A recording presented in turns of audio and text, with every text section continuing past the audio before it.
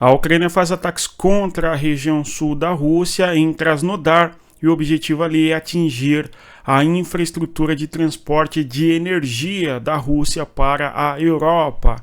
Nós temos então o objetivo da Ucrânia em atacar a região é justamente atingir o Turk Stream, que é um gasoduto que transfere gás desde o território russo até a Europa, atravessando o território da Turquia. Aliás, nós vemos aí a foto da bandeira da Turquia, bem como também a foto da bandeira da Rússia. E nessa estrutura do gasoduto, nós vemos também os dizeres do Turk Stream, Turkey, o novo nome da Turquia, bem como lá as letras russas cirílicas, conforme podemos visualizar. Hoje é dia 13 de janeiro de 2024. Nós temos alguns assuntos importantes da guerra a serem tratados aqui. E um deles é justamente este a respeito ou sobre a Ucrânia atacar a região de Krasnodar no sul, que nós vamos tratar aqui agora neste instante, tá? Então, primeiro tema a ser abordados. Abordado outros temas, nós temos a propósito dos prisioneiros norte-coreanos na Ucrânia, conforme nós temos a Coreia do Sul afirmando realmente que são norte-coreanos, não é? Os soldados capturados que nós mencionamos no dia de ontem. Vamos avançar, só para nós visualizarmos aqui o mapa que nos traz justamente o gasoduto Nord Stream, aliás, não é Turk Stream. O Nord Stream não está em funcionamento, o Nord Stream é no norte. Aqui nós temos o Turk Stream, gasoduto que atravessa o território da Turquia. Aqui é o Mundo no Mapa, e antes de avançar eu vou pedir a você que deixe o like, se inscreva no canal e divulgue o nosso conteúdo das pessoas que gostam de geopolítica. E mais, se esse conteúdo ajuda você, não deixe de compartilhar o nosso conteúdo, curtir, enfim. Pessoal, então nós temos aqui o mapa, o Mundo no Mapa, sempre buscando trazer aqui as questões cartográficas. Este mapa mostra para nós justamente as regiões onde atravessa ou por onde atravessa o gasoduto. Se nós observarmos bem, o gasoduto vai atravessar a região da Turquia e tem origem ali no território sul da Rússia. Então aqui eu circulo para nós observarmos a Rússia.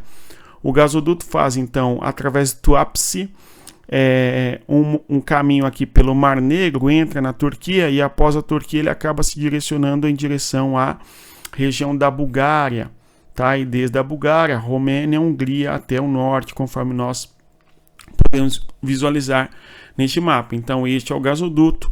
Agora, existe um projeto de construção de gasoduto nesta região que é o chamado gasoduto Nabucco. Este gasoduto Nabucco faria a travessia direto desde a Rússia aqui de conforme Tuapse, nós podemos visualizar, até o território de Varna, na região da Bulgária, tá certo? É um projeto e este gasoduto, eventualmente, ao ser construído, que custaria alguns bilhões de dólares, faria com que a Rússia não precisasse atravessar pelo território da Turquia para fornecer o gasoduto para a Europa e teria uma relação mais direta, desde a Rússia em direção à região da Europa, enfim. Tá? Então, importante que nós temos essa clareza. Agora, os demais gasodutos da Rússia para Europa estão comprometidos, conforme nós sabemos, enfim. Agora, nós temos a Ucrânia buscando atacar a região de Krasnodar, justamente atingindo necessariamente, observando aqui neste outro mapa, ataques ucranianos nesta localidade, que eu estou fazendo uma seta aqui, justamente a fim de atingir a infraestrutura do gasoduto, tá certo? Então, o gasoduto que atravessa aqui pelo Mar Negro vai em direção à Turquia, que é um país que está mais ao sul, e desde a Turquia, por fim, vai em direção à Europa, conforme faço a seta aqui para que nós observemos. O projeto que nós também comentamos é o gasoduto Nabucco, que sairia aqui desta região do sul da Rússia de Krasnodar e atravessaria aqui direto pelo Mar Negro até o território de Varna, na Bulgária. Perfeito? Aqui é a cidade de Varna, cidade costeira, enfim. E aí, no caso, a Rússia não precisaria de utilizar o território da Turquia. Mas não é este o foco, mas sim observarmos a Rússia sendo atingida no gasoduto nesta região aqui de Krasnodar. Esta região de Krasnodar, a gente tem assistido ataques consideráveis da Ucrânia nesta região, justamente dada a importância de gás e petróleo que a Rússia explora nesta localidade, sobretudo quando nós olhamos para Rostov, por exemplo, aqui, tá certo? Ou mesmo ainda a região portuária que existe nesta localidade, Novorossiysk, nós falamos sobre toda a importância desta geopolítica regional aqui, enfim, tá? Então, a Rússia traz as informações de que o gasoduto, vejam só, o Ministério de Defesa russo afirma que os drones tentaram atacar a estação de bombeamento Russkaya, perto de Anapa, no Krai de Krasnodar, usada para bombear gás natural para o gasoduto Turkish Stream.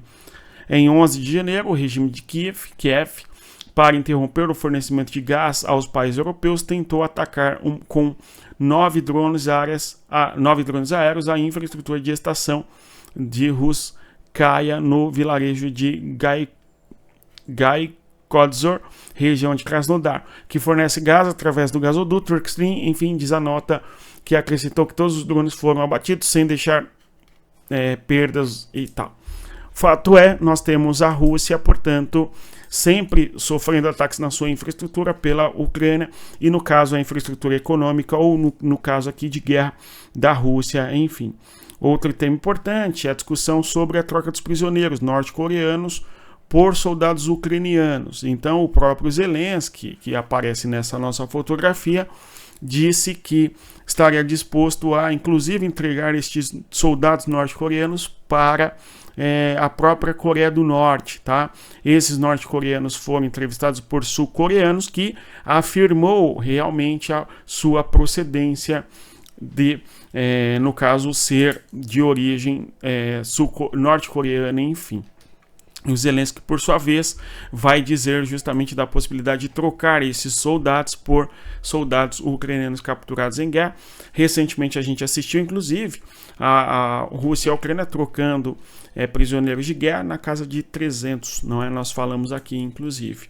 Um outro tema importante é um soldado brasileiro, mais um soldado brasileiro, salvo engano, esse é o 13º jovem brasileiro abatido na Ucrânia. Tá? Chamado aí Rafael Oliveira, que Deus conforte a família.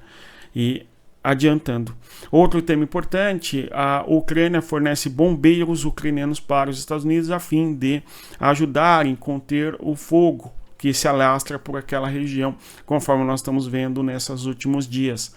Olha só, hoje o Zelensky disse, né, na sua rede social X, eu instruí lá o Ministério Internacional da Ucrânia, enfim, para que os nossos diplomatas preparem a possibilidade de participar também com os próprios recursos ucranianos para combater o fogo, os incêndios na Califórnia, enfim. Então, nós temos soldados da Ucrânia, eu estou lendo o texto e nem apresentei aqui para vocês, não é? Nós temos, então, soldados, não soldados, mas bombeiros, melhor dizendo, da Ucrânia, participando da tentativa de conter o avanço de fogo na região sul dos Estados Unidos, que está em chamas há alguns dias. Tal assunto importante. Outro tema é a polêmica dos gasodutos, e no caso, essa polêmica dos gasodutos, mais uma vez entre Zelensky e Robert Fico. Nós vimos o Robert Fico xingando, não é, de maneira bastante desrespeitosa ao Zelensky, falando que o Zelensky era um mendigo que buscava recursos na Europa e coisa do gênero, tá certo? O Zelensky responde, vamos observar aqui qual foi a resposta do Zelensky. Vejam só, o problema real é que ele, no caso, apostou por Moscou, ou seja, segundo Zelensky, o governo da Eslováquia apostou em Moscou, não no seu próprio país, não numa Europa unida e certamente não no bom senso. Desde o início era uma aposta perdida, então Zelensky falando que o Robert Fico fez a aposta dele, é uma aposta que perdeu. Lembrando e contextualizando que a Ucrânia fechou os gasodutos porque venceu o prazo do acordo feito, dos gasodutos que atravessam o território da Ucrânia e levam gás, não é, desde o território da Rússia para os países da Europa. E a Eslováquia é um país que sofre muito com a falta de energia quando não tem esse gás de origem russa chegando no seu território. E certamente o governo da Eslováquia tem feito críticas bem pesadas contra o Zelensky por causa da falta do gás, não é? E pelo fechamento do gasoduto, enfim. E aí nós temos uma troca de elogios públicos, digamos assim, entre os dois governantes. E a última vez, conforme nós mencionamos então, o governo da Eslováquia chamou o Zelensky de mendigo. Aí o Zelensky respondeu que o Robert Fico apostou em Moscou, enfim. Na sequência, o Robert Fico diz o seguinte, vemos aí o trecho do que ele teria dito assim: quero concentrar-me totalmente na resolução da situação relacionada com a suspensão do fluxo de gás e, enquanto primeiro-ministro, tenho opiniões diferentes de vossas, afirmou ali o Robert Fico. Acima de tudo, não acredito que a estratégia que implica o derramamento de sangue mútuo conduza ao reforço da posição da Ucrânia em eventuais negociações de paz com a Rússia. Ou seja, ele está falando aqui, de certa maneira, para que haja uma negociação de paz, não é? Em todas as minhas deslocações ao estrangeiro, sublinho a necessidade de pôr imediatamente termo aos conflitos, ou seja, terminar a guerra, apoio aos planos de paz existentes e sugiro a realização de negociações de paz a todos os níveis na Eslováquia. Ou seja, o Robert Fico dá até uma sugestão de que a Eslováquia seja um ambiente de encontro para discutir a paz entre a Rússia e a Ucrânia. E pelo que parece, ele também teria mencionado a possibilidade de se encontrar com os Zelensky, depois de chamar de mendigo, enfim. Fato é que a Eslováquia precisa muito da energia oriunda do gasoduto, e quando a Ucrânia corta o fornecimento do gás, certamente a Eslováquia perde de maneira bastante significativa, enfim. Outros temas importantes a serem abordados aqui envolvem a questão de um outro possível país sediar um encontro para que se discuta a paz. É o caso aí da Suíça.